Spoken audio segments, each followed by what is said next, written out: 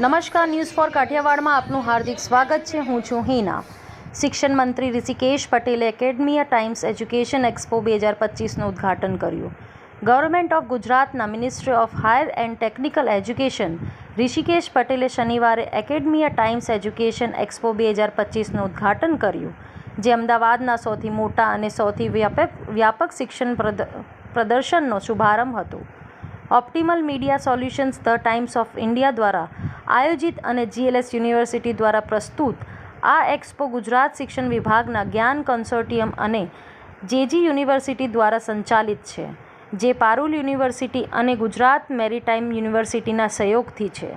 24 અને 25 મેના રોજ યોજાનારા આ કાર્યક્રમ 25થી વધુ અગ્રણી સંસ્થાઓને એક છત નીચે લાવે છે, જે શૈક્ષણિક સંશોધન અને માર્ગદર્શન માટે ગતિશીલ પ્લેટફોર્મ પૂરું પાડે છે.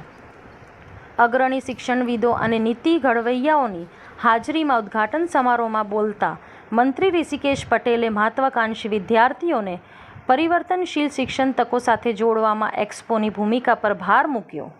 બ્યુરો રિપોર્ટ, રણજીતસિંહ સિંધવ, અમદાવાદ.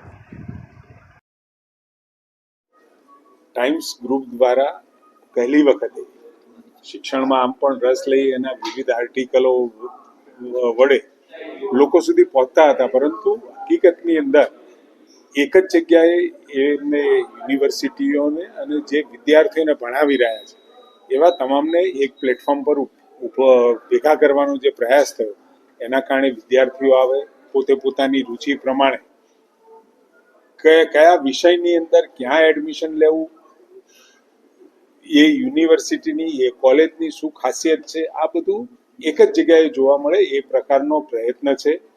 અને હવે તો નેશનલ એજ્યુકેશન પોલિસી એ આવતા સમયમાં વિશ્વને અને વિશ્વની સાથે દોડવા માટેનું એક પ્લેટફોર્મ આપણને મળ્યું છે. ત્યારે હવે આ વિવિધ વિશાળ પ્લેટફોર્મો થકી વિદ્યાર્થીઓના વાલીઓ એક જ જગ્યાએ પોતે પોતાના બાળકના રસ અને રુચિ વિષય પ્રમાણે એનું એડમિશન નક્કી કરાવી શકે એ પ્રકારનું આ પ્લેટફોર્મ છે. ટાઈમ્સ ઓફ ઇન્ડિયાને આ નવા ઇનિશિયેટિવ માટે ખૂબ ખૂબ હું અભિનંદન આપું છું. સર, આ એક્સપો દ્વારા બાળકોને શું કે સ્ટુડન્ટોને શું મેસેજ આપશે? મારા હિસાબે જે ઋષિકેશભાઈ સાહેબે કહ્યું એ પ્રમાણે આ એક ટાઈમ્સ ઓફ ઇન્ડિયાનો પહેલો પ્રયત્ન જે અહીંયા કરે છે ખૂબ આવકારદાયક છે, કારણ કે એક જ જગ્યાએથી જુદી જુદી ઇન્ફોર્મેશન મળવી. કારણ કે 12th પાસ પછી અત્યારના વખતમાં એટલા બધા જાતની ઓપોર્ચ્યુનિટી અવેલેબલ થઈ છે શિક્ષણ ક્ષેત્રમાં, પ્રોફેશનલ કોર્સીસમાં, ઓથોરિયલ કોર્સીસમાં, જુદા જુદા કોમ્બિનેશન અને NEP 2020 પ્રમાણે જે કોર્સો ભણીને આગળ જઈ શકાય એના માટેની માહિતી પેરેન્ટ્સને અને વિદ્યાર્થીને મળી રહે, આવો પ્રયત્ન ટાઈમ્સ ઓફ ઇન્ડિયા દર વર્ષે ચાલુ રાખે.